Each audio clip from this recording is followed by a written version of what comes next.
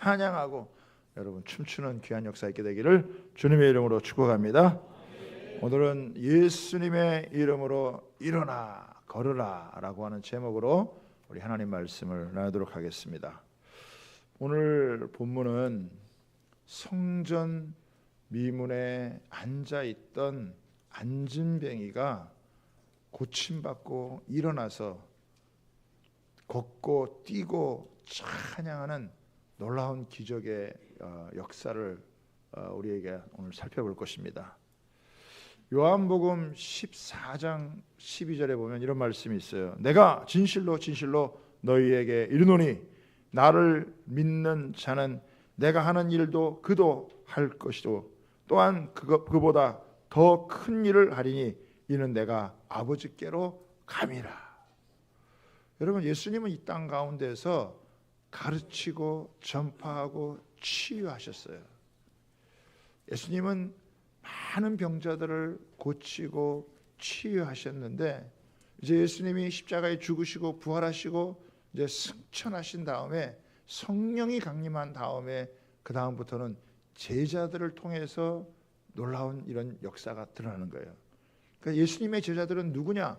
예수님이 하셨던 일을 하는 사람이 예수님의 제자들이에요. 예수님을 부지런히 따라다녔더니 물론 그 따라다니면서 많은 고생과 어려움도 했지만 결국 예수님을 따라다닌 결과가 뭐냐? 예수님이 하는 일을 하게 되었고 예수님이 말씀하신 대로 더 큰 일도 하게 되는 이런 놀라운 역사가 일어났다는 거예요. 오늘 이 40세나 되는 나면서부터 안진뱅이가 되었던 이 사람을 예수님의 제자였던 베드로와 요한이 그 성전에서 고치는 이런 놀라운 역사를 통해서 우리에게 참 교훈해주고 있는 바가 많습니다. 오늘날 우리 교회도 예수님의 이름에 담겨져 있는 이 놀라운 능력을 우리가 다시 회복하는 그것이 가장 여러분 절실한 거예요. 우리가 뜨겁게 기도해야 될 이유, 이렇게 모여서 예배해야 될 이유가 뭐냐? 예수님이 하셨던 그 일을 오늘날 우리 교회가 해야 되는 것이고 저와 여러분들이 이 일을 감당할 때 이 세상을 살릴 수가 있다라고 하는 것입니다. 그래서 오늘 이 말씀을 통해서 우리가 한번 더 세 가지를 한번 살펴보기를 원하는데요. 첫 번째는 뭐냐면 성령 충만 이후에도 여전히 기도 생활은 중요하다라고 하는 것입니다. 여러분 1절을 보세요. 뭐라고 되어 있습니까? 제9시 기도 시간에 베드로와 요한이 성전에 올라갈새가 있죠. 여러분 기도 시간이 있었어요. 정해진 기도의 시간이 있었다라고 하는 거예요. 베드로와 요한에게는 그 유대인들이 하나님 앞에서 정해놓고 하는 기도의 시간이 있었어요. 오전 9시, 그다음에 12시, 오후 3시 이렇게 세 차례 기도의 시간이 있었잖아요. 다니엘도 그 포로로 끌려가서 총리가 되는 생활을 하면서도 하루에 3번 기도했다는데 이 하루에 3번의 기도가 바로 이 시간에 맞춰서 한 여러분 기도인 것 같아요. 베드로는 이미 요한은 이미 성령 충만함을 받은 사람이에요. 그렇다고 기도가 필요 없느냐? 그렇지 않다는 거예요. 그들도 하나님 앞에서 어떻게 해요? 기도 시간에 성전에 올라간 거예요. 물론 제사를 하러 올라간 건 아니지만 하나님 앞에서 이 기도 시간을 놓치지 않고 기도 시간을 지키기 위해서 갔다라고 하는 것이죠. 이 세상에서 제일 축복된 발걸음이 뭐냐? 예배하러 오는 발걸음, 기도하러 오는 발걸음인 줄 믿으시기를 바랍니다. 여러분 얼마나 세상에 갈 데가 많아요. 날도 좋아지고 그러면 놀러 가고도 쉽고 여행 가고도 쉽고 어떤 사람은 쇼핑하러도 가고 하는데 하나님 앞에 예배하러 오는 발걸음, 하나님께 기도하러 오는 발걸음, 그것보다 소중한 게 여러분 없다라고 하는 거예요. 여러분 베드로와 요한은 삶의 우선순위가 있었어요. 그 우선순위가 뭐냐? 하나님께 기도하는 거예요. 이게 기도하는 거룩한 습관을 가진 건데 지금은 인공지능의 시대란 말이죠. 4차 산업혁명의 인공지능의 시대로 지금은 세상에 놀라운 변화를 여러분 하고 있는 그런 시대입니다. 그럼에도 불구하고 우리에게 가장 이 시대를 이겨나갈 수 있는 능력이 뭐냐? 거룩한 영적인 습관을 우리가 가지는 거예요. 거룩한 영적인 습관이 뭐냐? 하나님 앞에 시간을 구별해서 기도하는 거예요. 물론 우리는 온종일 기도할 수 있어요. 또 우리는 어느 때라도 무시로 성령 안에서 기도할 수 있지만, 그러나 기도 시간을 정해놓고 기도하는 게, 이 거룩한 습관을 여러분 들이는 게 얼마나 우리의 신앙생활에 영적으로 유익한지 모른다라고 하는 거예요. 수많은 사람들이 하나님 앞에서 이 거룩한 습관을 자기 몸에 배게 하기 위해서 많은 노력을 했어요. 그 가운데 하나님과의 친밀한 관계를 회복하게 되어질 때 사람이 할 수 없는 것을 하나님께서 하게 하시는 역사를 경험했다라고 하는 것이죠. 왜 우리가 기도하죠? 기도한다는 것은 우리가 할 수 없는 일이 많다는 거예요. 하고 싶지만 할 수 없는 일이 많기 때문에, 그러나 우리가 기도하면 하나님께서 그 우리의 기도를 들으시고 만사에 하나님의 놀라운 역사를 이루신다라고 하는 거예요. 우리 구약 성경을 지금 묵상하고 있는데 느헤미야를 묵상하고 있잖아요. 느헤미야는 바벨론 포로로 끌려간 그 사람들 중에 자손으로 태어났어요. 평생 바벨론에서 여러분 자랐습니다. 그럼에도 불구하고 그가 부모의 영향을 받아가지고 하나님의 말씀을 배우면서 기도하는 사람으로 성장을 했어요. 결국 아닥사스다 왕의 술 관원장이 될 만큼 최고 고위 공직의 자리에 올라갔어요. 그런데 어느 날 그 바벨론 포로에서 귀환을 했던 이스라엘 백성들에 대한 소식을 들으면서, 그 바벨론 포로에서 풀려나서 귀환한 그 백성들이 예루살렘에서 환난을 당하고 능력을 여러분 받고 있으며 그 성은 무너지고 성문이 불탔다라고 하는 소식을 듣고 너무 마음이 아파가지고 하나님 앞에 먼저 기도를 하는 거예요. 가슴 아파서 때로는 금식하면서 통곡을 하면서 기도를 합니다. 몇 개월 동안 기도를 하느냐? 약 4개월 동안 기도를 하는 거예요. 한 번도 가보지 못한 조국이지만 그 조국에 해파됐다라고 하는 소식을 여러분 들으면서 눈물 젖은 기도를 갖다가 4개월 동안 꾸준히 하는 기도를 해요. 그 기도하는 가운데 하나님이 마음을 주셔가지고 왕과 대화하는 여러분 상황 가운데, 왕이 내가 너에게 무엇을 해줄까라고 하는 여러분 질문을 던져요. 그때 이 왕과의 대화 중에서도 이 느헤미야가 짧은 순간 하나님 앞에 기도를 해요. 기도가 몸에 배어있지 않는 사람은 이런 순간에 기도하기 어렵거든요. 근데 이 기도가 몸에 배어져 있으니까 그 왕과의 대화의 짧은 순간에도 여러분 기도를 하고, 그 기도 가운데 하나님께서 선한 손으로 모든 것을 도와주셔서 이 느헤미야가 직접 바벨론에서 예루살렘으로 가서 성벽을 재건하는 이런 일을 하게 돼요. 성벽을 재건하는 가운데서도 그 산발렛이나 도비아 같은 사람들이 얼마나 방해를 하는지 몰라요. 그런 가운데서도 어떻게 해요? 거기서도 기도를 합니다. 그리고 승리하게 되어져요. 여러분, 우리가 우리 힘으로 다 할 것 같으면 우리는 기도할 필요가 없어요. 그러나 우리 힘으로 해결할 수 없는 인생 문제가 너무 많이 있다 이거예요. 그럴 때마다 하나님 앞에 엎드려 간구하면 사람으로는 할 수 없으되 하나님께서 하게 하시는 놀라운 일을 경험하게 되어질 줄 믿습니다. 그러니까 우리 기독교에는 하나님의 자녀의 권세를 누리는 특권이 무엇이냐? 여러분, 기도하는 거예요. 그래서 지금 이 제9시 기도 시간에 베드로와 요한이 성전에 올라가 가지고 하나님 앞에 기도하는 거죠. 여러분, 이제 우리에게도요 기도하기 좋은 계절이 왔어요. 어떤 분들은 너무 추워서 하기도 힘들고, 또 날씨가 이렇게 궂으니까 힘들어서 못하지만, 이제 날도 풀리게 되어지고 봄이 다가오는 이때에 우리가 교회가 다니엘 세일의 특별 새벽 기도를 하나님 앞에서 구별하는 것을 드리는 것은 우리 해마다 하는 일이지만, 하나님이 이 기도의 때마다 너무나 참 많은 은혜를 베풀어 주세요. 하나님께서 우리에게 예비하신 은혜가 있어요. 그런데 기도 없이는 그것이 풀어지지 않아요. 사탄은 어떻게든지 기도 못하게 만들어요. 아이고 뭐 내일 하지 뭐, 나중에 하지 뭐, 꼭 새벽에 해야 되나, 뭐 밤에 하면 하나님이 안 들어주시나, 다 이런 생각에 합리화시키는 거예요. 물론 하나님은 낮에도 들어주시고 여러분 밤에 해도 하나님 들어주세요. 왜 하나님이 자비하신 분이 왜 안 들어주겠어요? 그러나 성경이 뭐라고 얘기하고 있느냐? 새벽에 하나님이 도우시리라. 하나님의 귀한 역사들이 새벽에 일어났다는 것을 기억하시기를 바랍니다. 그래서 우리가 깨어서 새벽을 깨우며 하나님 앞에 나아가는, 우리의 간절함을 여러분 담는 거예요. 하나님, 마음에 소원은 있는데, 이루고 싶은 일이 있는데 우리 힘으로 할 수 없어요. 우리 능력으로 다 할 수가 없어요. 하나님 도와주세요. 하나님 함께해 주세요. 하나님의 뜻을 이루며 살아가기를 원합니다. 이런 마음 가지고 기도하면요, 하나님께서 그 기도 가운데 역사해 주신다라고 하는 사실을 믿으시기를 바랍니다. 거룩한 습관을 가지는 것, 거룩한 기도의 습관을 형성하는 것이 세상을 이길 수 있는, 세상을 승리할 수 있는 비결이라고 하는 것을 여러분 놓치지 않았으면 좋겠습니다.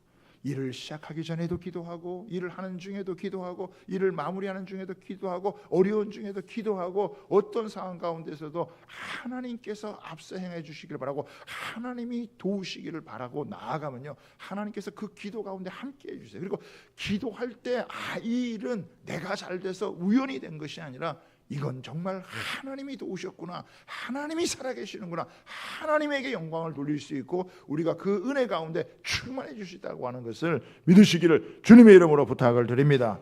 두 번째는 뭐냐? 성령 충만한 우리로 하여금 사람을 바라보는 눈을 새롭게 한다는 것입니다.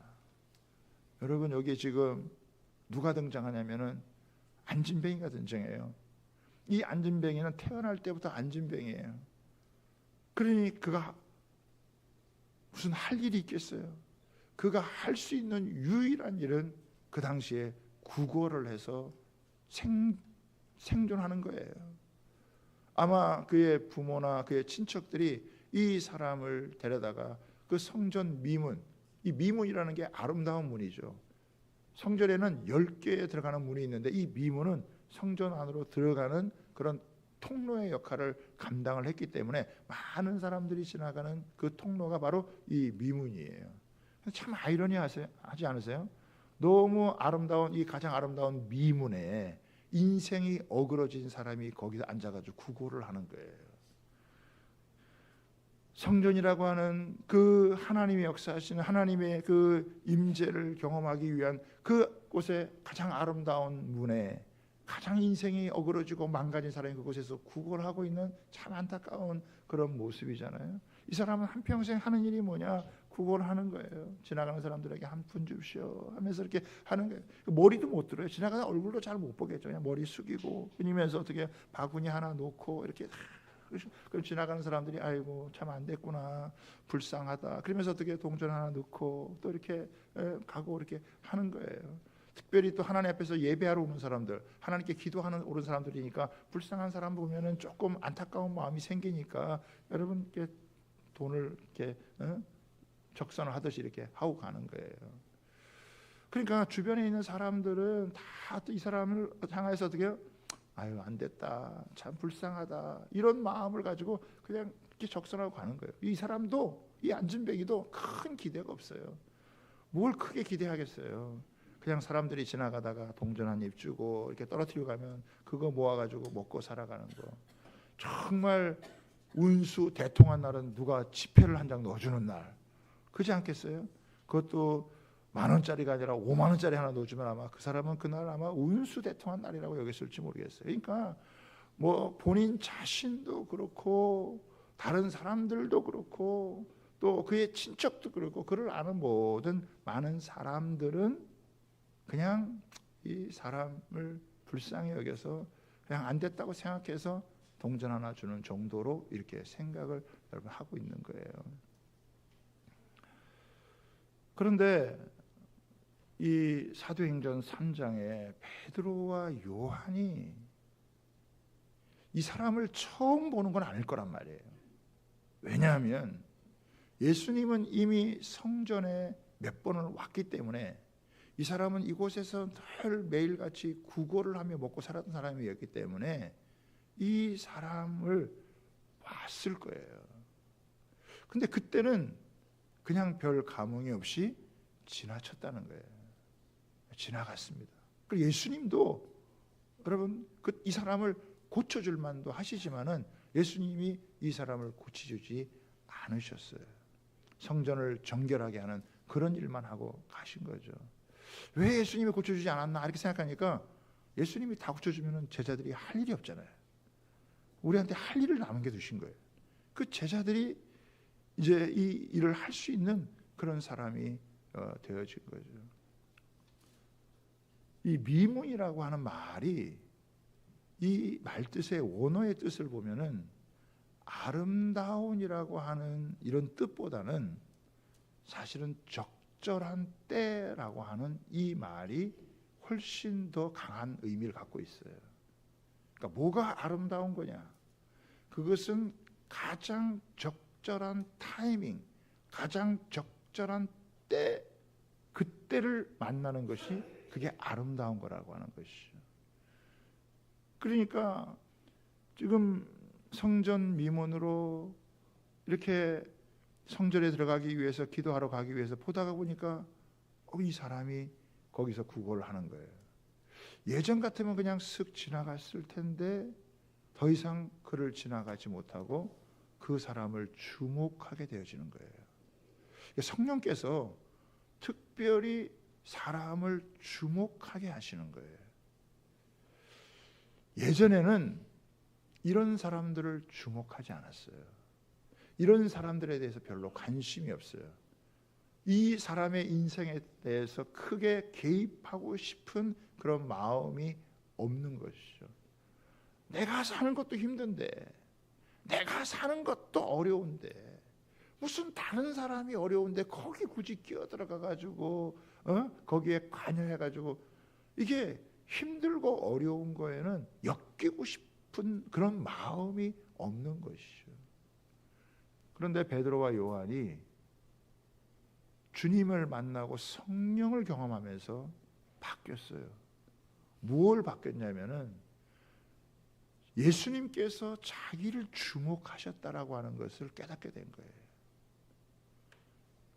갈릴리 바닷가에서 오천에서 고기나 잡아먹는 그런 인생에게 예수님이 놀라운 계획을 가지고 찾아와서 그를 선택해 주시고 제자로 삼아 주시고, 물론 베드로가 실패와 좌절을 경험했지만 부활하신 주님께서 다시 회복시켜 주시고 성령을 부으시는, 나 같은 죄인이, 나 같은 허물 많은 자를 하나님이 관심 갖고 사랑해 주신 이 은혜가 너무 놀랍게 임하게 되어지자 이 예수님의 마음이 베드로와 요한 속에 임하게 되어지면서 이 안진뱅이를 향하여서 관심을 갖는 거예요. 고통하고 신음하고 아파하는 이 사람을 향하여서 어떻게 해요? 관심을 갖고 내가 너희를, 이 사람들을 주목하면서 나를 보라라고 이렇게 얘기해요. 한번 성경 보세요. 4절에 한번 볼까요? 베드로가 요한과 더불어 주목하여 이르되 우리를 보라 하니 그가 그들에게서 무엇을 얻을까 하여 바라보고는, 그러니까 이 사람이 안 바라보고 그냥 머리 숙이고 있었다라고 하는 것이죠. 지금도 머리 숙인 사람들은 좀 머리를 드시기를 바랍니다. 저를 좀 바라보시기를 바라요. 고개를 들라 바라봐라. 그러니까 뭐 하려고 이렇게 해서 했더니 보니까 그때 그냥 이 베드로가 은과 금은 내가 없어도 내게 있는 건 내게 주니 나사렛 예수 그리스도 일어나 걸어라 이렇게 외치는 거예요. 그 사람이 진짜 일어나는 거죠. 여러분, 여기서 저는 뭐가 중요하다고 생각하냐면 대부분의 많은 사람들은 이 정도 되면은 포기하죠. 더 이상 가능성을 바라보지 못해요. 저 사람은 저렇게 살다가 죽을 사람, 안진뱅이로 태어났으니 안진뱅이로 살다가 안진뱅이로 죽을 거야. 저 인간 술 중독 됐으니까 저렇게 살다가 인생 끝날 거야. 수많은 사람들이 그 사람이 일어날 수 있다 이런 생각조차 못했어요. 이 안진뱅이가 태어나면서부터 안진뱅이가 인생이 새로워질 수 있다. 저 사람도 걸을 수 있다. 저 사람도 뛸 수 있다. 저 사람도 인생이 달라질 수 있다. 그렇게 바라봐 주는 사람이 아무도 없었어요. 자기 스스로도 그렇게 생각도 못하고 다른 사람도 그렇게 봐주는 사람이 없었던 거죠. 그런데 지금 유일하게 어떤 사람이 생겼냐면은 너가 일어날 수 있다. 너가 걸을 수 있다. 뛸 수 있다. 이런 마음을 가지고 바라보아 주는 사람이 생긴 거예요. 이게 너무 놀라운 일이 아닌가요? 자기 부모도 그를 그렇게 바라보지 못했어요. 자기 자신도 그렇게 못했고 세상에 어떤 사람도 지금까지 내가 일어나서 걸을 수 있다라고 이렇게 바라봐 준 사람이 바라만 봐도 좋을 텐데 그렇게 바라봐 준 사람이 없었어요. 그런데 유일하게 지금 성령을 받은 베드로와 요한이 지금 뭐 하고 있느냐? 너가 걸을 수 있다. 이런 믿음을 가지고 바라보는 사람. 믿음은요, 거룩한 상상력을 불러일으키는 거예요. 그 사람의 현재의 모습은 이렇게 온 몸이 마비가 되어져서 지금 이렇게 누워져 있지만, 그러나 이 사람의 모습이 이게 다가 아니고 하나님의 오리지널 데스티니는 뭐냐? 이 사람도 일어날 수 있다. 이 사람도 걸을 수 있다라고 하는 믿음을 가지고 손을 내미는 그런 사람이 생겼다라고 하는 거예요. 이거는 뭘 의미하냐면은 베드로와 요한 속에 먼저 마음의 기적이 일어났다는 거예요. 대부분 많은 사람들이 이런 일 겪으면 에휴, 안 돼, 못해, 불가능해, 할 수 없어, 뭐 저렇게 살다 인생 끝나는 거지, 그렇게 여러분 생각하는 거예요. 근데 믿음을 가진 사람이 아니다. 저 사람에게도 인생의 기적이 일어날 수 있고 인생의 혁명이 일어날 수 있고 달라질 수 있다라고 하는 믿음을 가지고 바라보아 주는 사람이 최초로 여러분 생긴 거예요. 여러분, 하나님은요, 우리의 망가진 모습, 우리의 병든 모습, 우리의 눌려있는 모습, 그것이 다라고 생각하지 않아요. 하나님은 왜 예수님을 이 땅에 보냈느냐? 병들고 망가진 인생을 고치고 치료하고 회복하고 자유케 하기 위해서 하나님께서 예수님을 보내주신 거예요. 그 예수님의 마음을 가지고 성령의 시선을 가지고 그 영혼을 바라볼 때는 이전하고는 완전히 다른 모습으로 그 사람을 바라보는 거예요. 사람을 만날 때 이전과 똑같이 모습으로 보게 되면 변화는 없어요. 그러나 성령을 가지고 하나님의 시선을 가지고 그 사람을 바라보니까 그 사람이 완전히 다른 사람으로 보이는 거죠. 그냥 동전 한 입 주고 구걸하고 평생 먹고 살 사람이 아니라 이 사람도 그 자리에서 일어나서 뛰며 하나님을 찬양할 수 있는 그런 사람이다라고 하는 걸 여러분 이야기를 하는 거예요. 너무 여러분 이게 놀랍지 않습니까? 러시아의 대문호인 레오 톨스토이가 세 가지 질문이라고 하는 여러분 책을 쓰면서 한 왕에 대한 이야기를 하는데 그 왕이 세 가지 중요한 질문을 합니다. 인생에서 가장 중요한 때가 언제인가? 세상에서 가장 중요한 사람은 누구인가? 세상에서 가장 중요한 일은 무엇인가? 자기가 왕으로서 이 나라를 통치하는데 자기에게 질문이 있는 거예요. 이 세상에서 가장 중요한 것은 언제고 또 누구며 무슨 일이 가장 중요한 건가? 이거를 하다가 문제를 풀게 되어져요. 인생에서 가장 중요한 때는 언제냐? 바로 지금이다. 인생에서 가장 중요한 사람은 누구인가? 지금 나와 함께 하고 있는 사람이다. 그러면 세상에서 가장 중요한 일은 무엇인가? 지금 나와 함께 하고 있는 사람을 사랑하는 일이다. 할렐루야. 여러분, 옆에 있는 사람들이 가장 중요한 사람들이라는 거예요. 옆에 있는 사람들에게 사랑하고 섬기는 그 일이 가장 중요한 일이라고 하는 거예요. 이게 눈에 띄어지면은 하나님의 기적을 경험할 수 있다라고 하는 거예요. 왜? 왜 하나님의 기적을 경험하지 못하느냐? 지금 이 순간이 중요하다는 걸 잘 모르고, 지금 내 옆에 있는 사람들이 얼마나 소중한 사람들인 걸 잘 모르고, 그 사람들에게 사랑을 베푸는 일을 하지 않기 때문에 하나님의 기적은 없는데, 성령이 베드로와 요한을 그 마음을 바꿔주니까 지금 이 순간이 미문의 때, 적절한 하나님의 때고, 지금 이렇게 고통받고 시련받는 이 사람이 중요한 사람이고, 이 사람에게 손을 내미는 것이 가장 위대한 일이다라고 하는 마음을 가지고 접근했을 때, 거기에 하나님의 기적의 역사가 일어나게 되시는 거예요.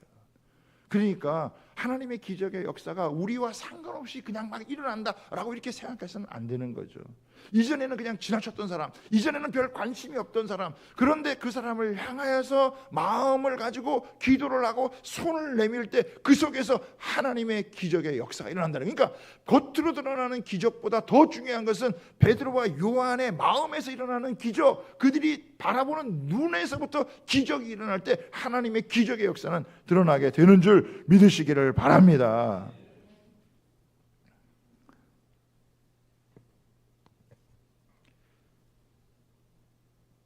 예전에는 돈만 보이고, 예전에는 자기 문제만 여러분 고민하고, 그런 사람들이 예수를 믿으면서 바뀌고 변화되면서 다른 사람, 고통받는 사람, 힘들어하는 사람, 어려운 사람, 이런 사람을 보게 되어지면서 그들을 주목할 때 하나님의 기적의 역사는 드러난다라고 하는 것입니다. 여러분, 나도 힘든데 뭐 다른 사람 어떻게 사는 게 나한테 무슨 상관이냐, 이렇게 살아가는 삶은요, 결국은 영적인 무기력증에 걸려서 자기도 죽고 다른 사람도 죽게 만드는 거예요. 영적 무기력증에 걸린 사람들은 다른 어떤 사람에게도 관심이 없어요. 오직 여러분 자기 문제만 관심을 갖고 있는 거예요. 그런데 하나님이 그 마음을 바꿔주시고 성령이 그 마음을 바꿔주시니까 자기 문제만이 아니라 다른 사람의 문제를 끌어안고 여러분 나아갈 때 하나님이 그 속에서 기적을 일으켜서 이 안진뱅이가 고침받을 뿐만 아니라 그 안진뱅이를 보고 수천의 사람들이 주님 앞에 돌아오는 기적과 같은 역사가 일어났다라고 하는 거예요. 자, 마지막 세 번째 여러분 우리가 한번 살펴보기를 원하는데, 예수 그리스도의 이름은 모든 마비를 풀어 자유롭게 한다라고 하는 것입니다. 이 안진뱅이 거린이 원하는 건 뭐예요? 돈이에요. 오늘 하루 일용할 양식 할 수 있는 돈을 원하는 거예요. 그러니까 베드로와 요한이 뭐라고 고백합니까? 베드로가 외치면서 은과 금, 네가 원하는 돈은 내가 줄 수 없지만 내게 있는 것을 내게 주노니 나사렛 예수 그리스도의 이름으로 일어나 걸어라 하면서 손을 내밀자 그 순간에 마비가 쫙 풀려가지고 이 사람이 일어나는 거예요. 서울대학교를 수석으로 졸업한 가장 탁월한 의사가 만약에 이 안진뱅이를 수술을 해서 걷고 뛰게 하려면은 얼마 만에 비용이 들어가고 얼마 만에 시간이 걸릴까요? 세계 최고의 여러분 의사가 수술을 해가지고 이 사람을 치료하려면은 어떻게 여러분 이 사람을 걷고 뛰게 할 수 있을까요? 사랑하는 여러분, 죄라고 하는 것은요, 마귀는요, 사탄은요, 우리의 모든 것을 마비시키는 존재예요. 사람이 죄 가운데 거하게 되면은 모든 것이 마비가 돼요. 정신이 마비가 돼요. 마음이 마비가 되어져요. 그리고 살아가는 것도 마비 걸린 사람처럼 살아간다. 중독이 뭐예요? 벗어나지 못하는 거잖아요. 이게 뭐예요? 마비가 되어지는 거예요. 자유롭게 살아야 될 사람, 행복하게 살아야 될 사람, 기쁘게 살아야 될 사람이 그렇게 살지 못하고 고개를 푹 숙이고 절망과 좌절 속에서 한숨 지면서 그냥 한 끼 먹고 살아가는, 그걸 위해서 구걸하는 인생으로 전락한, 사탄은 인생을 그렇게 짓밟아 버리는 거예요. 마귀가 하는 일이 뭐고 사탄이 하는 일, 영적이 보이지 않는 마귀의 세력, 보이지 않는 어둠의 세력이 하는 게 우리 인생을 족치는 거예요. 인생을 베리게 만드는 거예요. 처절하게 짓밟아 버리는 거예요. 너 같은 인간은 쓸모없어. 너는 이렇게 살다가 빨리 죽어버려. 저주하고 욕하고 인생을 다 망가뜨리는 거예요. 병든 세상에 망가진 인생들이 너무 많다 이거예요. 우리 주변에도 보면 그렇죠. 너무 망가진 사람들이 많아요. 어떤 사람은 중독에 걸리고, 어떤 사람은 알코올 중독, 컴퓨터 중독, 뭐 마약 중독, 마비가 되는 거예요. 생각이 마비가 돼. 마음이 마비가. 다른 걸 생각을 못해. 그런 사람들이요 이 세상 가운데 너무 많아요.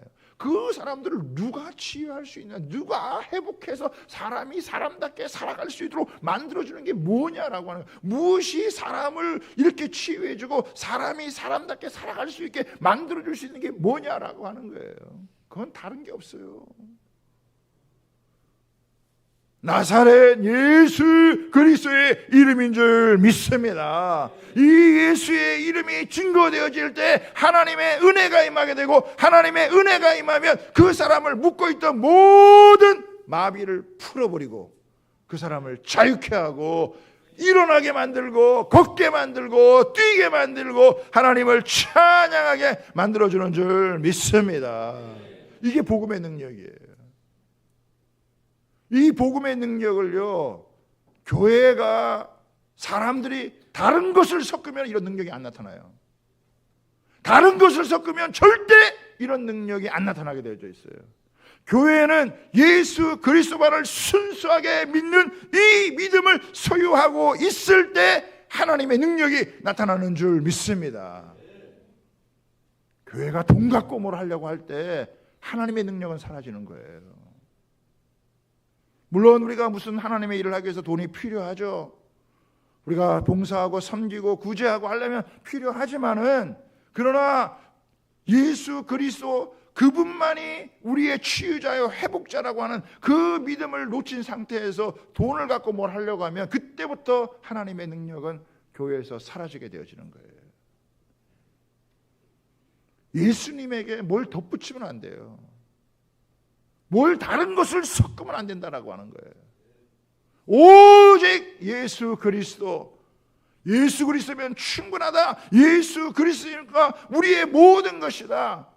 그분이 생명이고 그분이 우리의 구원자이시고 그분이 모든 것을 이루신다라고 하는 그 믿음이요, 이 사람을 이 한순간에 치료하고 회복하게 하는 줄 여러분 믿으시기를 바랍니다.